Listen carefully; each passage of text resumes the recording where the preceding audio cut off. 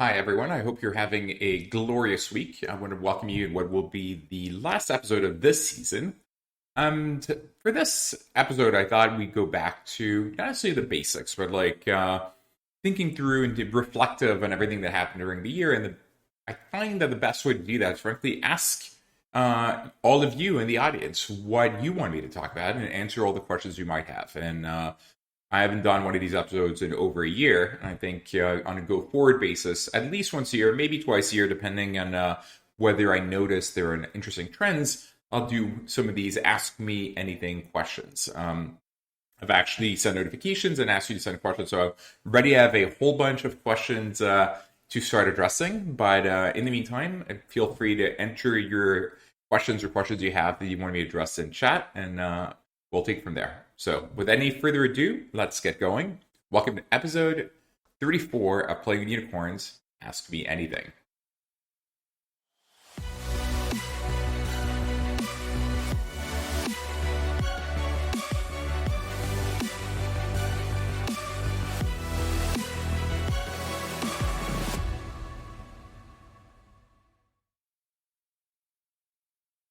So perhaps not too surprisingly, a lot of the questions I got this year were around surrounding in general crypto, NFTs, etc. And so there'll be a whole bunch of questions that I'll be answering on that topic specifically.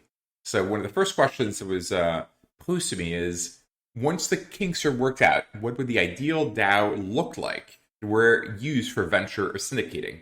I guess perhaps taking a quick second to say what a DAO is, which is basically this decentralized organization, kind of maybe an equivalent to the limited liability corp, the LLC format, where people come together with decentralized decision making to do something, whatever that thing may be. It could be to invest in startups. It could be to buy the Constitution, or as some have tried to do. And so in this case, the question is specifically for DAOs related to venture or syndicated. And so to answer the questions like, what would the ideal format look like? I suspect it's the usual, it depends. And to me, it depends on what you're optimizing for. So if you're optimizing for speed, then you want a small DAO, with only a few people and multisig. If you're optimizing for deal flow, then you definitely want the key experts in the space to be a part of this. If for reach or depth in the community, then the number of people and having the right people. If it's the ease of decentralized consensus, a simple front-end notification system for participants to be able to accept or deny. In other words, form follows function, so the ideal DAO will be case dependent. Let's see, next question from IJ. Is play to earn a pyramid scheme? So play to earn is this new big trend in gaming and in crypto, where now you can get paid in order to play the game. And it was popularized by currently the second largest revenue generator on the crypto space, a game called Axie Infinity. And so the answer to is play to earn a pyramid scheme is, the answer is no from my perspective, because it has utility beyond new people buying out the old people. You use it, you use the currency, or think of like the NFTs or the player skins, or you can use it to design levels, etc. And so because it has inherent utility, it's not a Ponzi scheme. Now, that said, for the value of the token increase, you need more new people to come in, the new money and people to come in the ecosystem for it to grow. But that's also true in general of many things in the world, where supply and demand, when there's more demand than supply, prices go up, right? And when supply increases or demand declines, prices go down. But there is utility. It is one of the new mega trends in gaming. In fact, I think there's a question on the future of gaming coming later.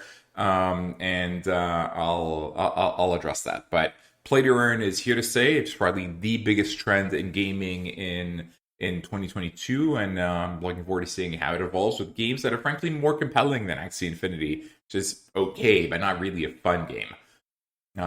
what is my most recommended book and why? Again, the answer is different people are built differently. Like some people have the favorite food, the favorite movie, the favorite book. I usually have my favorites plural, and I'm not sure I have a favorite. If you have multiple kids, I'm sure you like all of your kids. And so I guess it's context dependent. My favorite book of the year from a fun read is Project Hail Mary by the founder of The Martian. It's kind of Robinson Crusoe in space with Friday on a glorious mission to save humanity. So it's actually better than The Martian. Now, in terms of nonfiction books that I've read this year that I found extraordinary, there's a whole bunch. There's Stealing Fire and how do you harness flow states in order to be more effective, which, by the way, is not necessarily the main reason you want to be harnessing flow states. There's I've read Why We Sleep, and even though he exaggerates the case, I think improving sleep is actually fundamentally important. And then maybe more generally in terms of like books that I've loved that are kind of universal, it's things like Short Story of Nearly Everything by Bill Bryson. These days I've been going down a kind of a psychedelic rabbit hole from a reading perspective. And so I read all the books like How to Change Your Mind, This Is Your Mind on Plants. What other books have I read on the topic? Stealing Fire kind of covers that as well. And then perhaps on like the history of capitalism, there's a book called Americana, which is amazing. So like on the history of how the U.S. became the dominant superpower of the 20th century, and definitely worth a read if you want to understand like the underlying conditions that led us to be where we are today. I'll pause on the pre-provided questions and answers to the questions that are live. So LinkedIn user, why don't VCs invest in hardware? The problem with the hardware investments is it's typically very capital intensive to get going. So you need more money than a software startup to get the ball rolling. And the issue is, should your idea work and hit product market fit, you're going to get a lot of people that are going to copy you. And historically, the margins compress. So you face margin compression and you start seeing this hardware cycle where every year you need to release a new version. And if for some reason you miss that and some other competitor releases a better version, you might die. And you're seeing it frankly in the public markets as well, when you see the hardware companies that sometimes go up and down pretty dramatically based on the release cycles, the competition, etc. And so if you look at the outcomes for GoPro, DJI, etc., it's actually rather up and down. And as a VC, when we invest in a startup, there's a real barrier to entry. The barrier to entry is the execution itself. But usually we like businesses that have network effects. The more you execute, the more built-in knowledge there is, and that creates its own barrier to entry. And software, as I said, is a lot more scalable. Most VC follows kind of this trend where pre-launch, pre-seed, we want to invest $1 million. Then with that, you get to a little bit of product market fit, you launch, then you're ready to see your seed round of like 3 million, 4 million. Then with that, you get your A round of like 8, 10 million. With that, you get your B round of 20, 25 million, and so on and so forth. And ideas that pre-turning the lights on need a lot more capital don't really fit well in the VC ecosystem or system. Let's see, Javier Palacios asks, Hi Fabrice, I think that the Amazon Shopify FBA seller roll-up is a fantastic model, and I'm wondering if you've seen many interesting applications. Thrasio for X and other markets that could be compelling. So totally agreed. The Thrasio model, in fact, Thrasio I think is the quickest company to go from 0 to $1 billion in valuation, which I think happened in sub 2 years. There's a lot of value here because when you're buying these fulfilled by Amazon type of startups, you can bring a lot of levers to play. So they're mostly created by individual mom and pop owners who are not really sophisticated, but they hit on a product market fit, and there are consumers that love the product, and they're providing the products, and they're doing really well. But they are usually product experts. They're not necessarily experts at managing your supply chain, improving, doing online marketing, doing CRM, doing CLM, negotiating better rates with Amazon, negotiating better rates with their own suppliers. And so when the Thrasio type companies come over and buy them, they can actually really A, cross-sell those products to their existing user bases, and B, use their expertise in online marketing and purchasing and fulfillment and customer care to provide a much better experience. And so they take a company that they buy at a 3, 4, 5x EBITDA multiple and make it worth a lot more by inflecting the margin structure and the growth. And we haven't necessarily seen Thrasio for X, like, oh, we're rolling up specific categories, but we've seen Thrasio for different types of geographies. And we at FJ Labs have invested in a Thrasio for Latin America called Valerio. We've invested in Razor Group in Europe, which is a Thrasio for Europe. And we've invested in a number of Thrasio type players around the world. We did Thrasio for India. We did a few for the US. And so it's a super compelling space. It's a big mega trend of the last 12 months. And there have been a few more of these mega trends, like the 15-minute grocery delivery, but the Thrasio's model has definitely been one of those mega trends, and we've definitely invested in it in a very aggressive way. Now, could there be a vertical of Thrasio? We're only going to roll up these types of companies? Absolutely. Verticalization has been a mega trend as well across different industries. Hasn't happened yet, as far as I can tell, but there's no reason for it not to happen. You can imagine that your expertise in sourcing and products in a given category gives you comparative advantage. So I can totally see it happen. Right now it's been Thrasio across different geos rather than Thrasio for a vertical, but it will happen. Cameron, we are ready to roll out our beta launch product for a toy store mobile app. Can you invite me to it? Sure. What's better than inviting me to a beta app is actually when you're ready to raise, send me a deck. LinkedIn is really the best way, and the team will review when and if appropriate. And so just do it once you're ready. So whenever you're going to market and raise your $1 million pre-seed or your $3 million seed or whatever, is the time with a deck to approach me. Always include, what you're building, the traction you have, and the deck, so we can make a decision on whether or not it's appropriate for us directly in the message, as opposed to saying, hey, I have an amazing idea. Please just send it, please reply or whatever. Like, give me enough information that we can make the decision as to whether or not this is for us in the message. Arnaud Sarad. Hi, Fabrice, what do you think about fractioning assets in art, for instance, and accessibility to more people and reducing the entrance ticket? So many people have tried fractioning assets. To date, all the real estate fractionalization companies have kind of failed, like Realty Shares and many others that have raised tremendous amounts of money, all went bankrupt. Hard to tell. Well, I think the operational complexity of it, perhaps the not necessarily moral hazard, but like the owner, principal, or manager dilemma between very diversified owners at different types of incentive structures. But I've not seen many that work, but there are definitely a lot of people trying it. I've seen a few trying it in art as well. And I think there's a few, we might even be investors in one called, I don't know if it's not Roadster or whatever. I'll have to try to remember the name. But yes, I think we've invested in a few. I think they're doing well, but not as extraordinarily well as you might imagine. But perhaps in crypto, the costs of fractionalizing assets might decrease to the point that might make sense. The issue is what do you do with it, right? Like, I remember we invested in a company a long time ago, over a decade ago, where 10 people would buy whatever, $1 million painting for $100,000 a pop, and they would have it a tenth of the time. And the company was organizing the shipping between the different owners, and it was rather complicated.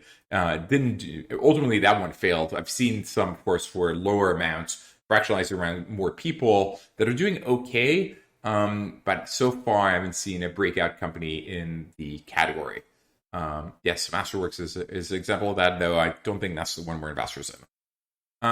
Going back to the other list, while more people in chat ask questions, will you write a book? Maybe at some point. I've often wanted to write a book, but actually not in entrepreneurship per se, but more on how to lead a life, how to be fulfilled, how to create work-life balance, how to find your purpose in life, and what are all the tricks that you can use as a means of focusing your time on the things that matter to you, which, by the way, doesn't need to be productive. It could be, spending time with friends and family, or playing tennis or video games, etc. But the time has to be right. I try to do things in flow. I mean, when I'm called to them, like I write blog posts when I'm called to write a blog post versus when I feel obligated to write a blog post. Same thing, in fact, with this show, Playing Unicorns, I do it when I have the time, I'm in the right setting, and I have a topic that seems timely or that I really want to talk about. And so the answer is probably. In the meantime, though, you'll find in a kind of more disjointed way, collections of thoughts and writings on my blog at fabricecorinta.com.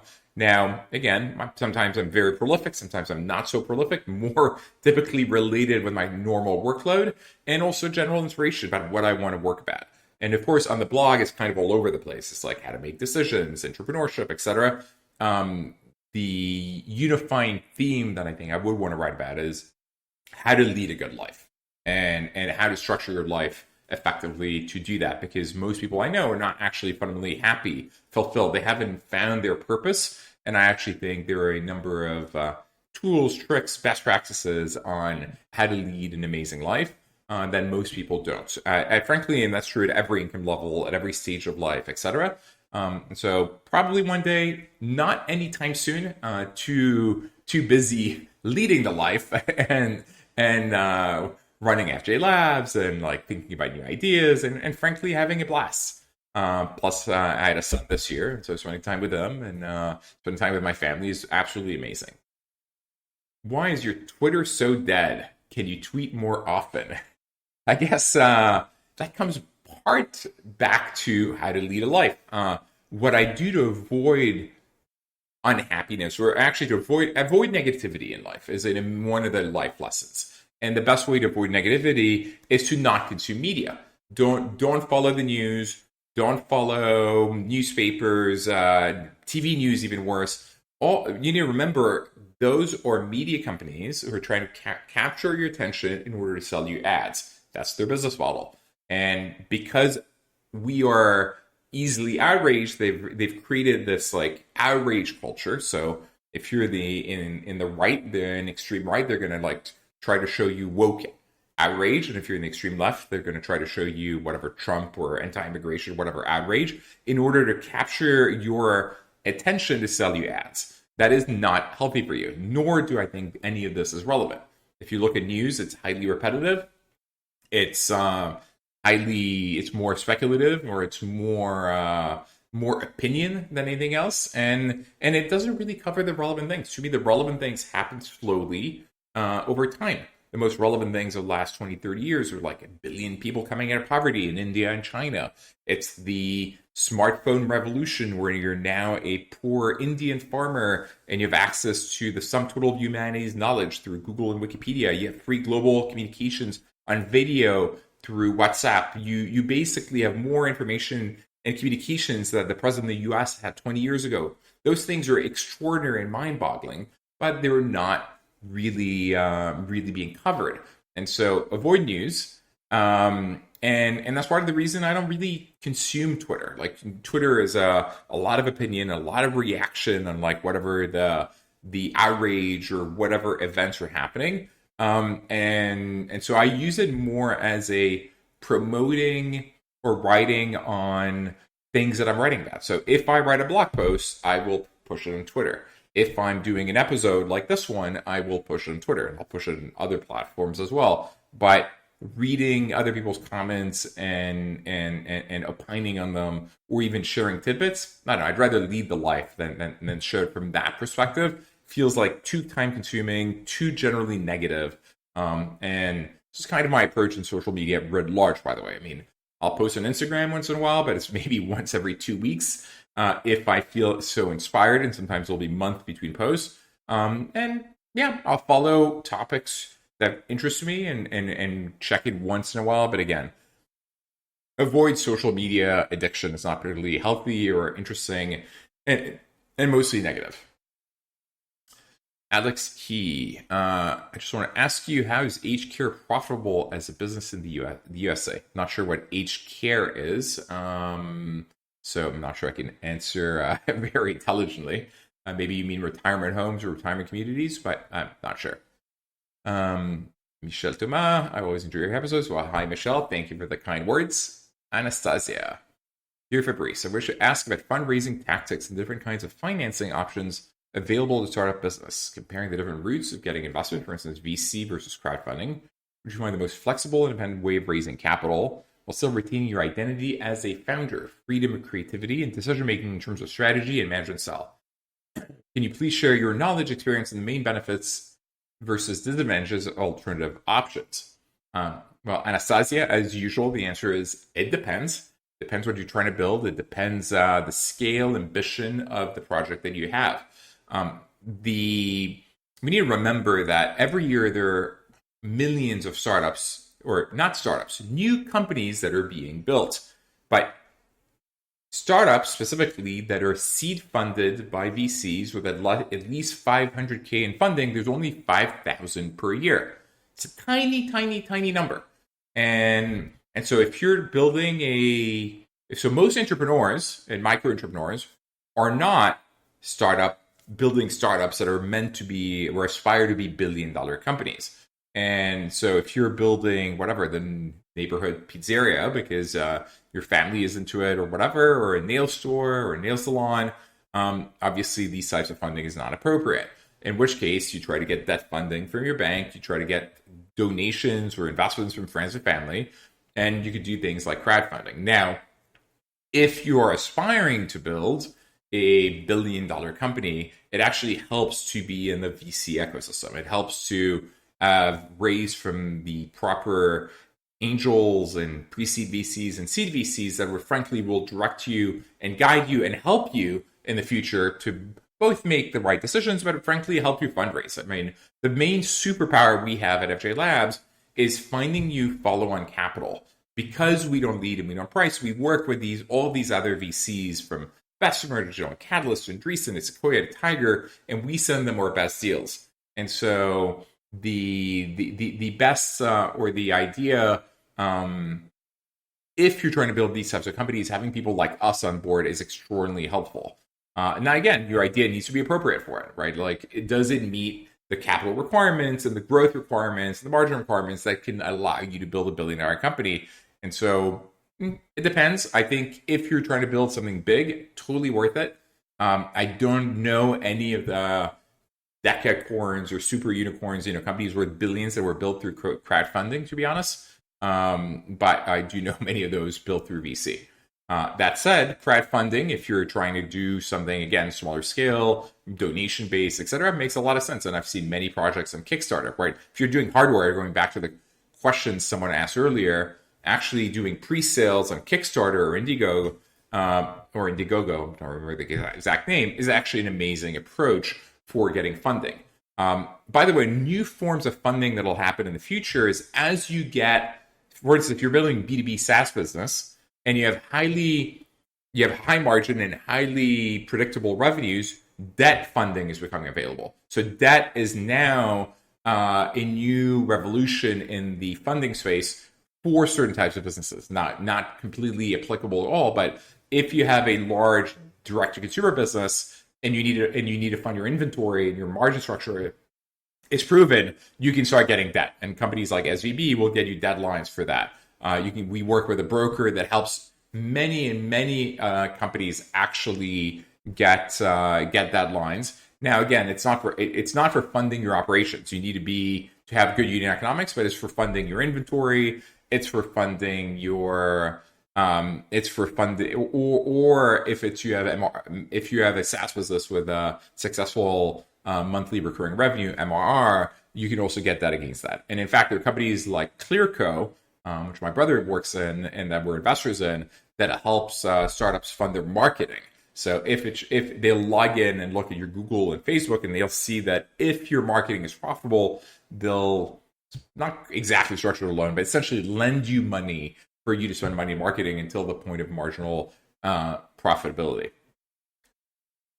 Javier Palacios, will there be an EIR program this year? So there will not be a formal EIR program this year, just because I'm dying. Way too busy. The problem with the EIR program is amazing, right? We get to go to Harvard, Stanford, MIT, Wharton, Columbia. We get 250 applicants. And of the 250, we pick two, and then we train them for a year and a half, and then they join as EIRs, and then we build a company together. That's amazing. And we've built like over probably a dozen companies in the last decade, and it's worked really well. The issue is because we need to work very closely together, it takes a lot of time. And it takes a lot of time at many levels. It takes a lot of time in the recruiting process and training and coming up with the ideas. Then we're on the board, and then we're helping you fundraise. And that's one thing that is not super scalable in my life is actually more time. And right now we're raising Fund 3 for FJ Labs, and we're kind of halfway there. We've raised like 200 at like 400 million we want to raise, so that's taking a lot of time. We have a SPAC out, and we need to find a target to merge with, to de-SPAC. We're doing more deals than ever before. I think historically we've done 125 deals a year. This year we're going to do 250 to 500 to 300 deals. So the largest number of deals ever. And so beyond busy, I'm working harder than I would like. And so putting the program on a pause, which by the way still means that we still have EIRs. We had a new EIR join in September, and we have a new one starting in January. So we still have like 2 companies to build. That said, feel free to send me a message and apply. Occasionally, opportunistically, someone that happens to be the perfect fit, and we feel we're not going to die like onboarding them, we might take them. So I guess the EIR program, instead of being a formal program where we recruit for it and we try to build companies explicitly, will be more an ad hoc program. People apply, and based on the fit, we decide. And it's going to be split in 2 programs. First-time founders that need more handholding will be in the normal historical program, and second or third-time founders who really want to work with us, but they already have their idea or they have a sense of where they want to build, they need us less, will be on or less involved 10% program. So, but again, we're not going to formally try to get more deals. It's going to be more ad hoc, like you apply, we like you, let's do it. Okay, Christopher. Hi, Fabrice. Thanks so much for your implication to each episode. What's your number one rule and big mistakes not to do for a French entrepreneur team going pre-seed in the US? I'm assuming you're a French entrepreneur team, but you're raising money in the US, but you're also going after the US market, right? If you're going after the French market, I would definitely not raise money in the US at pre-seed or seed, etc. It doesn't really make sense. Once you reach the scale that is relevant in France to go to the other markets, or you're large enough to attract American investors, great. Now, if you're going after the US market, which is actually my assumption here, make sure you speak English amazingly well, right? Make sure that you're the CEO, the face person of the company, really, because you're going to be evaluated by VCs on how amazing a storyteller you are, how well you can build and execute in the business. So make sure your English is as good as you can make it. Practice and rehearse your pitch as much as possible. And never give the impression that you're in the US temporarily. Like, you're here for good. This is the market you're going after. This is your life's mission. You're here to live the American dream. The US market is your core focus, maybe your sole focus, and do not even create the idea of that. Now, pre-seed is probably at a point where you're going more to angels, honestly, than VCs. There are not very many VCs in pre-seed. There's like Amplify and A4, but really not too many. But that said, make sure that the sole focus is on the US market, and obviously have as good English as possible. Okay, next question sort of submitted. How soon do you think humans will be interplanetary? I suppose that the answer depends on Starship, frankly. That's probably the Elon's Starship at SpaceX is probably the quickest way we can become really truly interplanetary. Elon usually gets things done, but his timelines and time projections are way overly optimistic on everything. I think he says like he wants to be in Mars by 2024 or something like that. But probably next decade. I'd say in the 2030s. I wouldn't be surprised if we had the beginnings of a base that's installed there and a few people that are spending some time there. So that'll be the basis of it. I'm not sure if we could call that necessarily interplanetary. If we had a disaster on Earth the colony on Mars would still die out because it wouldn't be able to have access to its own resources. So it would be really only truly independent to the point where it's growing its own food, it's making its own fuel, etc. And that would probably take a certain amount of scale. So from that perspective, it'll take decades longer, but we're going to get there. Now, this depends on Starship actually working. Otherwise, the timelines will be a lot longer. And getting something like Starship to work at that scale and the cost that they're looking for is extremely difficult. May happen, may not happen, TBD. But it's exciting to watch from the sidelines, and I'm excited to be part of it. Very small investor indirectly in SpaceX through an investment I made in Founders Fund back in the day. So very happy to be seeing this grow and to see the evolution in the space race. And at the same time, by the way, I'm also excited for everything that Starlink is going to bring to bear, especially as a potential consumer of Starlink as I travel around the world and I'm in places that are rather remote where internet doesn't work particularly well. Do you think there are non-intelligent human species like humans, non-octopus or crabs? I think they're double negative in there. Are there non-intelligent human species? Very likely, I would say. I wouldn't be surprised if at some point in the coming century we find evidence of, frankly, even actual life forms that are non-intelligent in maybe in the moons of Jupiter and on the massive oceans under the ice cores, and maybe evidence of bacteria, etc., that used to exist or may still exist in Mars. And I think the question is actually meant to be the opposite. Maybe are there intelligent species? I guess suggesting that maybe octopus and crabs are not intelligent enough.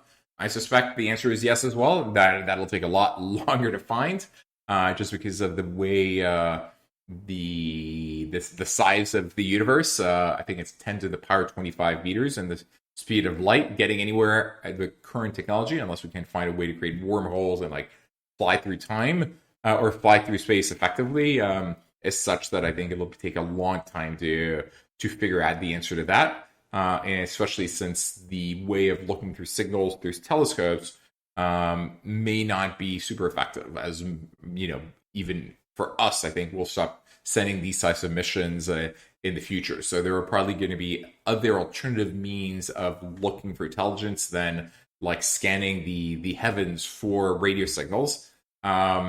But do I suspect that they'll come to fruition and discover life anytime soon? Yeah, maybe through luck, but the universe is so vast and big, probably not in the coming century. But if it does, it would be fantastic, I suspect. It'll be interesting. It'll perhaps help us put aside some of our differences and realize we are all human. If you go to space, and maybe that's one of the beauty of like going to space on the Blue Origins or SpaceX or Virgin Galactic, and from space you see when you see the curvature of the Earth, there are no borders. I mean, all these things are like human inventions. Like we're creating these differences between us, where in fact we are extraordinarily similar.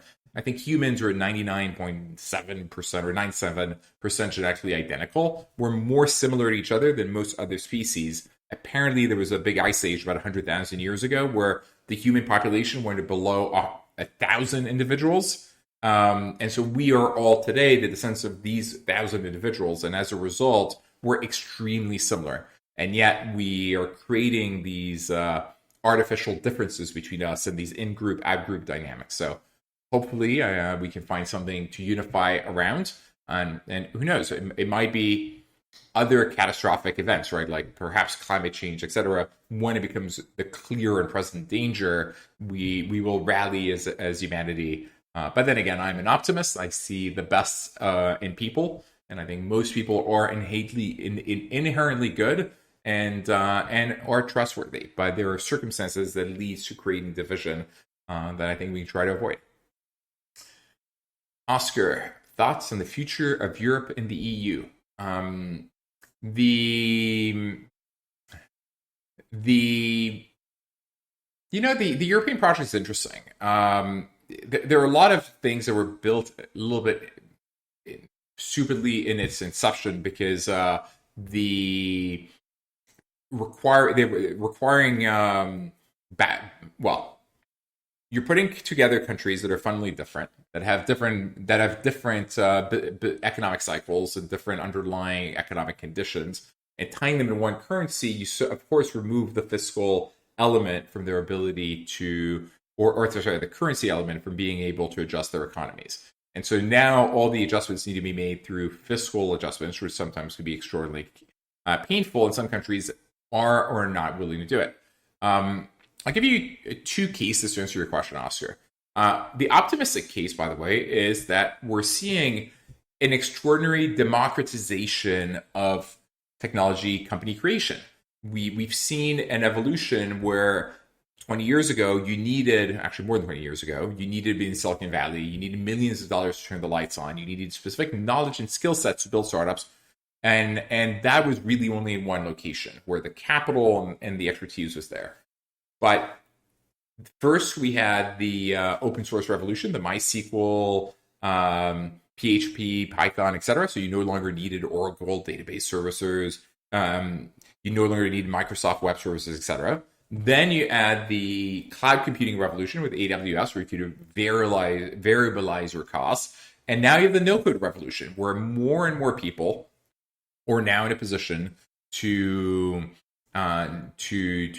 build startups, and you no longer need to be a computer science major. You no longer need as much capital as ever before. So you're seeing an explosion of company creation all around the world, and Europe has been privy to that as well. We're seeing extraordinary companies being built all around the world, in Paris, in Helsinki, in Stockholm, in Berlin. And it's leading to an amazing explosion in creativity and entrepreneurship that's frankly beautiful to observe. And we're only at the beginning of that, because most things still need to be invented in tech. We're still at the very beginning of the tech revolution in healthcare, education, public services. Most of B2B is still done through like relationships and Excel and email. And so everything needs to be invented, and European founders in Europe has a very big role to play. Now, maybe the more pessimistic angle is the institutions were highly bureaucratic, slow-moving, typically anti-tech and innovation, passing counterproductive laws, and we'll have to see what the mutualization of that looks like in a world where, at some point, post-pandemic, or not necessarily post-pandemic, but when the pandemic goes from pandemic to endemic, and we start dealing with it, I think the public focus and attention, and the government focus and attention, which I think is kind of like the Eye of Mordor in Lord of the Rings, can only focus on one thing at a time. And right now, all of the public attention is like all COVID all the time. And there was a time before that it was like kind of all Trump all the time. At some point when this ends and the pandemic is endemic, perhaps it'll go to, what happens to these massive budget deficits that we've created? Are they sustainable? How do we deal with the debt load? By the way, the outcomes are not necessarily all negative, but perhaps there will be some countries where it'll be deemed non-sustainable. And should there be a massive debt crisis over Italy, let's say, what would that look like? And what would the future of the EU look like in that context? Now, historically, they always find a way to muddle through. So I suspect, writ large, the EU project will probably continue. They'll find ways to muddle through and make things happen. It wouldn't be nearly as exciting as it could be should they have more liberal policies within in terms of being more pro innovation and pro disruption within the EU. But at the same time, there'll be an amazing explosion of productivity from startups that are happening. And some countries like France have actually been doing a really good job. I mean, in a way, the U.S. has become more like France now than France under Hollande had like 75% marginal tax rates, but then Macron changed like labor laws and brought the taxes to 30%. The U.S. has gone the other direction, where now if you're in California, you have a marginal tax rate of like 64% if you're a high income. Which, by the way, is extraordinarily dangerous when you have like 1% of your population paying 50% of all taxes. You, A, give them a lot of power, and B, you're tying your destiny to them, which is not a very intelligent way of designing a tax system, but probably a conversation for another day. Edward Masinki, is the picture behind me an acceptable form of NFT? It is not. It happened to be a painting that was here already when I bought this place. After many travails and disasters in the real estate world. And after New York made Airbnbs mostly illegal, I got a place. But after realizing how painful construction is and the real estate world is and how bureaucratic and sclerotic, I decided to buy a place that is fully built, fully furnished, toothbrush ready.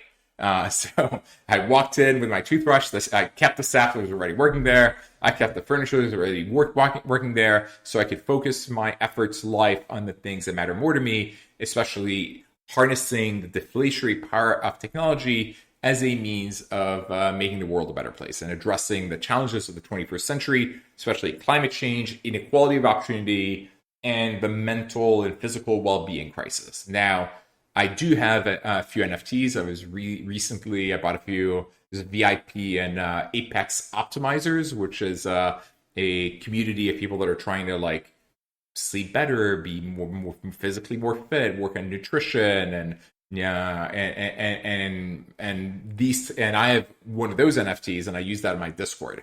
So that's a much better NFT. If I had an easy way to share it, I don't think I have it large enough. Yeah, actually, I'll put it on my other screen.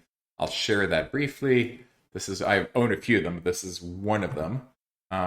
You can see it here. That's an NFT. The NFT behind me is not, or the painting behind me is not a proper NFT. And to continue on your question on what is my vision on the future of NFTs, look, NFTs can play different roles. The NFTs as art is one part of the market. The art market globally is about 50 billion. And I think NFTs have a role to play in that. But that is not what is the most exciting to me. NFTs as utility, and we're investors in the companies that are making utility NFTs, matter or more interesting to me, or using NFTs in gaming, perhaps as the equivalent of your skins in Fortnite, except owned by you, or more interesting. So I suspect that non-art NFTs will be a much, much, much larger market than art-specific NFTs.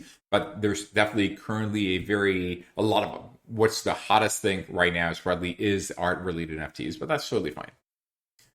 Though I do think that's going for a crash. And by the way, I do think there's a crypto winter coming at some point. Winter is coming. When, obviously, is the big question. But it doesn't really matter. We're still laying the foundations of the blockchain, meaning of a decentralized internet. And there are many things that do better in a decentralized internet than in a centralized internet. There are many things that could and should be reinvented that way. I mean, to me, I can imagine medical records, voting records, and frankly, reinvention of finance, right? Like, why is it when I wire someone, it takes 3 days and there's no real-time tracking and it's expensive and complicated and the intermediaries are painful? Or if I sell stocks, it takes days to settle. This makes no sense. It should be completely real-time, and we should be getting it immediately for very, very low fees.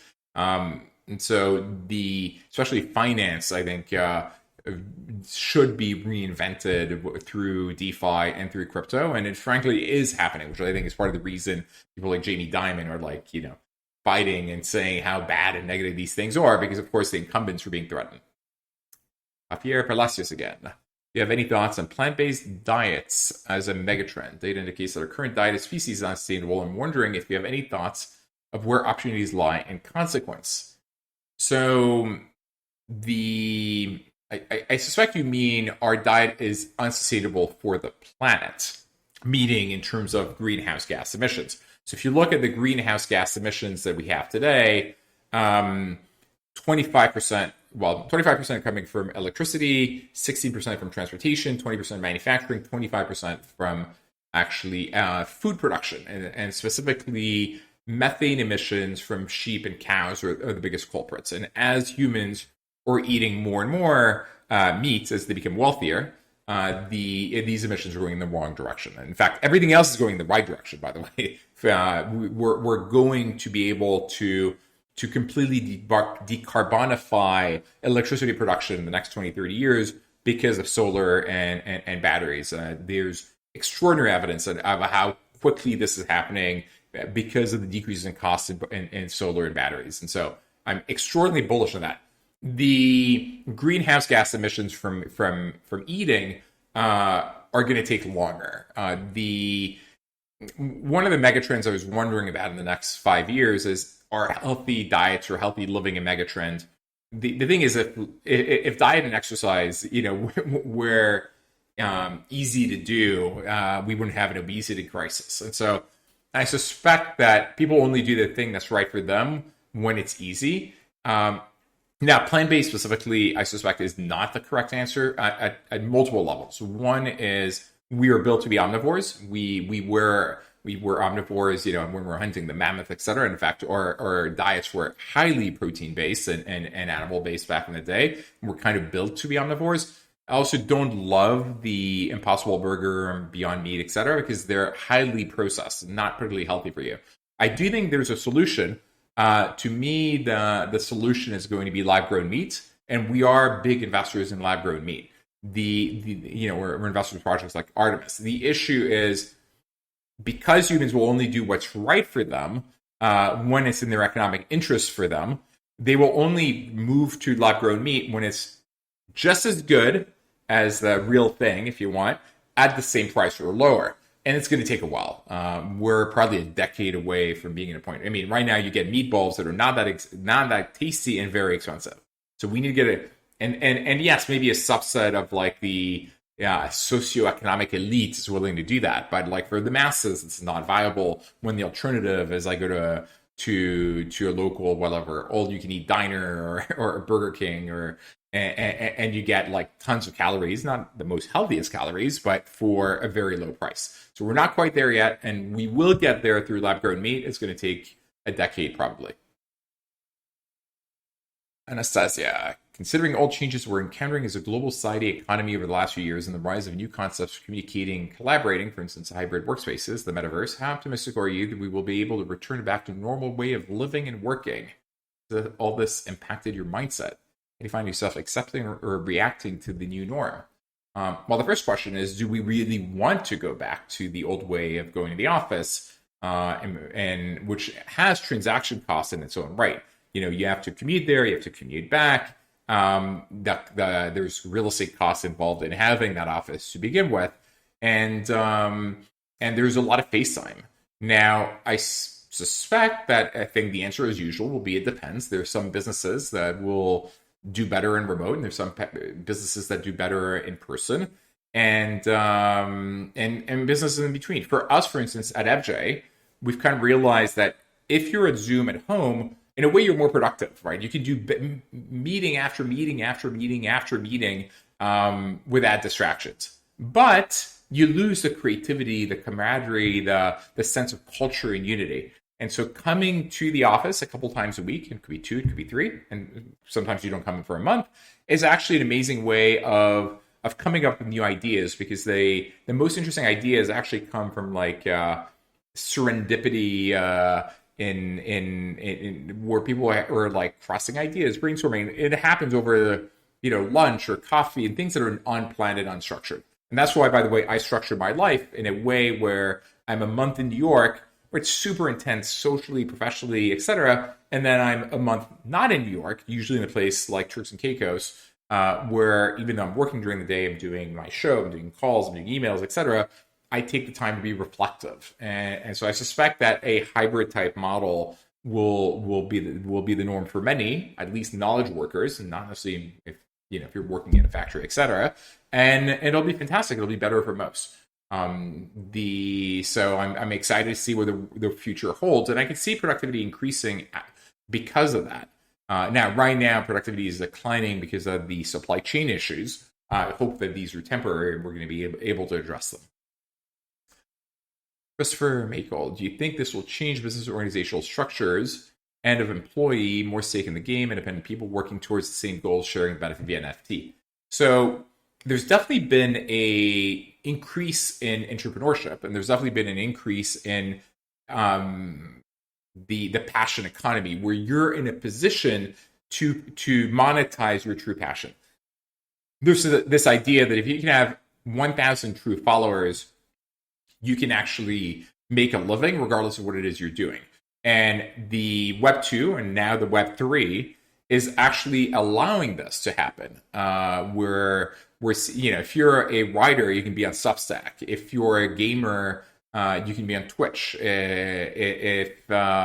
If you're a B or C tier celebrity and you don't mind like sending people birthday videos, you could be on Cameo and wishing people a happy birthday. And we're seeing many versions of this for across different verticals, across different categories. If you're an artist, maybe you're on Patreon, you could be on YouTube. And we're seeing many of these as well on the blockchain. The companies like Socios or Chili's that are allowing like soccer teams and stars to make money. There are people that are allowing you to issue your own coin, either personally if you're a big brand or not, for different reasons. Perhaps it's for access to that person or for buying their merchandise. So there's definitely a revolution going on where more and more people are going to be able to make a living doing the things they love to do. That said, is it the end of all employees? No. It's a rise of self-entrepreneurship and people doing the passion economy. There will still be lots of people working for companies like Walmart and Microsoft and Google, etc. And we're going to live in this hybrid world, and people will do a bit of both. And perhaps some of the side jobs, will be their passion projects that ultimately, if they get lucky enough, they can make sufficient money that they can become their full job, their full-time job, right? If your passion can be your profession, that's even better. But it's not necessarily given for everyone. And given that not everyone is going to have these 1,000 truth bands to do that. Next question. Going back to NFTs and connecting your origins in the classified media industry, how do you see the role of NFTs can help to play in traditional media and content companies like newspapers to find successful business models? Honestly, I haven't put too much thought into it. I suspect that the people that are more likely to benefit are the disruptors rather than the incumbents, just because they're smarter and also because the kind of the ethos of the Web3 world and the crypto world is decentralization. And so it feels more targeted towards individuals and the creator economy than towards helping media companies succeed. Now, media companies, I think, need to have a clear mission for where they stand. And so I think there are two models that can work. Either you have a big brand and you can live off of subscriptions, New York Times, Wall Street Journal, Washington Post, partly Time Magazine, or you're hyper local or covering a category that's very specific. But the people that are in the middle, trying to be a little bit of everything to anything, to anyone, will die. But that's not just true of media. That's really true of all categories, right? Like either you're the low cost provider, you're Amazon and Walmart, or you're like LVMH and Gucci in the other end. And if you're in the middle, the JCPenney's and Sears, etc., you kind of die. And that's okay. And that's true, by the way, in every single category and industry. The most interesting, probably in media from a content creation perspective, is Substack. Finding people, amazing authors that actually can make a lot more money and be completely independent from an editorial line on Substack through having subscribers instead of working for whatever. It doesn't matter if it's Time or Elle or People magazine. I think makes a lot of sense to me. And that's a huge innovation in the creator economy. I follow many writers in Substack, and it's an amazing business model. People like No Opinion on like the economic optimism, et cetera, are things that you're near and dear to my heart. Edward Masinski, is universal basic income coming in the near future? Techno-socialism started by the mayor sharing Citicoin revenues, and can you, with that, describe it in Techno-Socialism book by Brett King? Unclear to me. I haven't looked at enough of the studies. I have to look at the cost-benefit analysis. I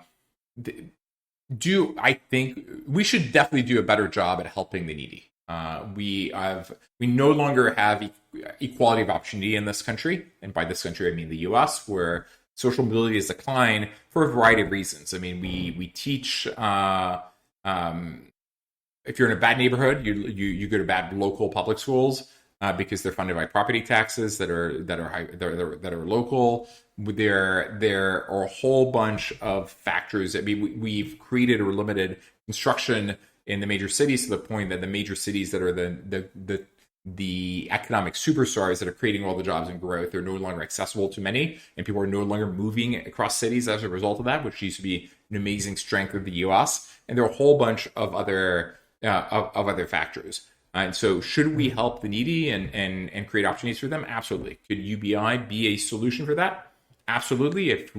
But it would require a fundamental reinvention of all of our existing entitlement systems, and frankly, eliminating all of them to replace them with us. And I suspect that it's probably not in the political cards anytime soon. And so if we get it, it's probably going to be like tiny amounts. It would not be the equivalent of like helping people have independence. So it'll be like $1,000 a year as opposed to probably a minimum of like 10,000 or 15,000 that we would need. But that would also require removing all the other types of entitlements, which probably makes sense, right? Like that currently in most Western countries, most of the benefits are going to the middle class as opposed to the people that need it the most, because they're the largest component of voters. And so it's kind of like an inefficient way of taking money out of your left pocket in the form of taxes, giving it back to you in the right pocket in the form of services and benefits by the government in a very inefficient way, minus a minus chunk of inefficiency in the middle. So probably not the correct approach. I would much prefer UBI, but done intelligently and with a full fundamental reinvention of our benefit system, catering and targeting especially the neediest, right? The most underprivileged part of the population would benefit from it the most. My brother on YouTube is asking, if you were leading the US, what are the 3 things you would focus on? The first thing I would focus on is solving the housing crisis. And the easiest way to do that is by eliminating or completely limiting all the rules around construction, zoning laws, landmark, and air rights. And the reason I would do that is if you look at on a cost-benefit analysis, all the things you can do and its impact on GDP, the ability to allow people to move and to have different socioeconomic classes in the superstar cities wherever they are, and those obviously change over time, actually has by far the largest impact on the economy. And so if we can start building again and building cheaply, as we used to be able to, right? We built the Empire State Building in less than 2 years, the Golden Gate Bridge in less than 2 years, super effectively. We can increase supply to the point of we can make these major cities affordable again, and we can solve the problems. I mean, right now you have like over 80% of San Francisco zoned to no apartments, no more than two floor multi houses, as opposed to single family homes, as opposed to big apartment buildings. And now I understand the value of zoning and landmark, et cetera, if you're in Paris, but if you're in New York, build up. Increase supply infinitely, get prices down, get people to come to the city will thrive and do better for it. And you'll also create an ecosystem where people of all social classes can do well, and you're going to re-jumpstart both physical mobility, economic mobility, and social mobility. Probably would be the one thing I would do. And right now we're not capable in the US of building infrastructure very effectively. So let's solve that. That'd probably be number one thing I would do. And maybe the most important in the soul. I'd have to think through what the other two are. Nothing comes to mind just immediately, just because I've on the cost benefit analysis, most things are pale in comparison. Caleb, would I invest in a drone delivery company, or do I invest in them? Definitely not in companies that would make the drones, but maybe that use the drones. So the app, not the underlying technology, but the application of technology, maybe. If the unit economics work, if it's scalable, if it makes sense, TBD. I would have to look at the deck and decide if it makes sense or not. Okay, let's go back to some of the pre-prepared questions. Do you think BTC or one of the crypto will be a means of value exchange when humans go interplanetary, since most natural resources are widely available in space, like gold? I suspect that a form of money, which will not be based on anything, we need to remember money is a fiction, right? Like if a piece of paper, the $100 bill, only has value because we believe it has value, and we agree that it has value, but we do need a means of exchange. And that's why, by the way, most crypto are not currencies. A currency is a readily accepted tender of exchange that is pretty flexible, that's easy and inexpensive to transact in, and that is a store of value. And most of the crypto is not that. They're like tokens to buy utility in whatever underlying network you're using for whatever application you're using. So it need not be crypto. Probably makes sense if the money we use is digital. I suspect it will not be based on a commodity because that makes absolutely no sense. It'll be in whatever fictional currency we agree is going to be a means of exchange. May or may not be the US dollar, and may or may not be a representation of that in the future. But probably digital probably makes the most sense. And by the way, there's a big case to be made, and someone wrote a very interesting article on the economics of Star Trek for at the point in the future where you get like the replicator, where anything can be built essentially for cheap, for free. So they argued, they went all the way, like there will be no more currency. So I disagree with that. There will still be constrained resources. For instance, lands on Earth or beachfront property will be constrained. So probably will still have a form of currency. Now the jobs might be very different. Maybe prestige will matter more than the amount of money you have. So perhaps, you're going to choose to be a starship captain, and that'll be rewarded in the prestige of being the captain. And so you do it for its own merit, right? Like it'll be a source of purpose as opposed to being a source of compensation, because frankly, anything you would ever want could be obtained for free. Obviously, this is a kind of the utopia of Star Trek: The Next Generation. We're far away from there, but that's why I love technology. It's deflationary. And every day we go in the future, we're making that future come earlier because we're making things accessible to the masses at lower and lower prices. Alexandre Salem, what do you think the next paradigm shift for gaming is? Do you think it's VR, AR? Do you think it's a business model evolution from subscription instead of freemium, or ownership models? VR, AR feels a bit early still, to be honest, even though the Quest 2 is pretty amazing. The games, there's still latency. You still get motion sickness. The graphics are nowhere near as good as they are in the Xbox X or the PS5. And there are no non-gaming applications for it. Well, I guess here we're talking gaming.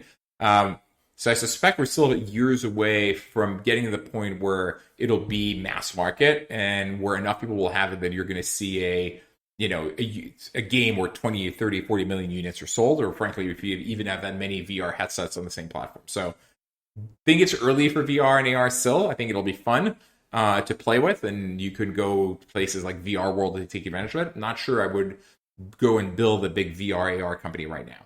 In terms of business model evolution, I think it depends. Subscription works great for some games and MMOs, but frankly, the direction is more in the other direction right now. We're going more to where it's free-to-play games, where people are buying skins, and in fact, the NFT that could be represented by NFTs might make more sense in the future than going the other direction. So I think premium is probably here to stay. People like things that are free. And free to play and using skins. I don't like pay to win games, by the way. So games where the more money I spend, the more likely I am to win. Those I really hate, and I will never play them, but they were very popular, especially in Asia. But the freemium games where you buy skins and personalization, I think make a lot of sense. Will continue to play a very big role. Now, the biggest innovation in gaming, I think I touched upon it earlier, is actually the play to earn games where you are paid in order to play the game. And a company like Axie Infinity, today at least, you can make about $1,000 a month, and the people in the Philippines are playing the game a lot because they actually make more money playing the game than they can in their real job in real life. And so there will be many more games like that using these types of economics and models coming in the future, and hopefully many of them will be more playable and more fun. I see another question that was pre-posted by Edward and Yaniv. We kind of touched on it as how big NFTs will be. And as I said, NFTs I think will be bigger or will be huge, but the bigger market of NFTs will not be art. I think that'll be like a $50 billion market in the end. It'll be utility NFTs and NFTs for gaming and other things.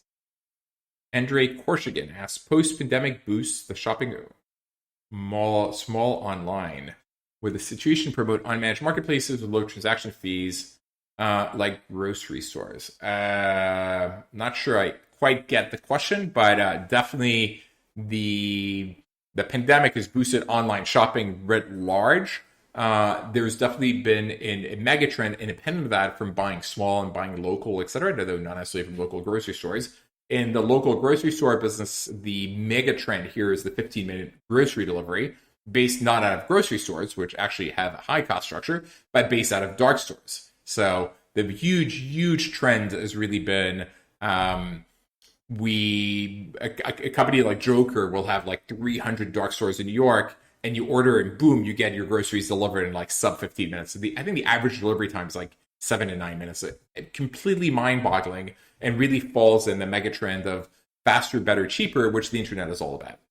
So that will completely continue. And I think the transition to online ordering and online everything will continue. And so we've had a step change in penetration, which will continue on a go-forward basis. Sharon Shaltoon, it would be great to hear your thoughts and experiences about the importance of even need of having a user experience strategy with regards to success or failure of a startup. Well, yes, as usual, it depends. If you're building and the next generation AI, the AI working, probably more important than the UX UI you're building around it. If you're same thing, if you're building a self-driving vehicle, etc. But for many things, the UX UI is the key, right? Like the magic of Uber is how much better that experience was relative to a taxi. And so for most companies, when they are built, have a product person. In fact, often the CEO is the product person. There's been a transition of the founder being the technology head to the founder being the product head. And that trend is continuing. So I think most companies that have a product strategy from the get-go, and the UX UI you use matters absolutely fundamentally. And I think, if I'm not mistaken, your job is in UX UI. So it's here to say it plays a huge role. And it matters. So, of course, in some cases, especially it matters more than others. I think we're reaching the end of our questions, both live and pre-prepared. So with that, I'll pause it. Actually, wait, one more. Your thoughts on social tokens and decentralized identity. I actually think I can very well imagine a means of having identity in the blockchain. And so can make a lot of sense. Now, social tokens, again, the problem is the devil is in details in these things and what you want to use them for, etc. What I would not want to end up with is a China type model where it's controlled by your social credit status, or status is controlled in a way by the government. Now, of course, you're suggesting a decentralized identity, but nonetheless, what are you using it for, etc. But could I imagine the creating identity proofs in the blockchain? Absolutely. And would make a lot of sense. In fact, we're investing in a few companies that are doing things like that. Anyway, I think with that, I'll pause it for today. It's been an amazing year, an amazing season. It's been super fun to interact with all of you on Playing the Unicorns, and I look forward to seeing all of you next year. So with that, happy holidays, happy new year for when that comes, and we'll take it from there. Thank you.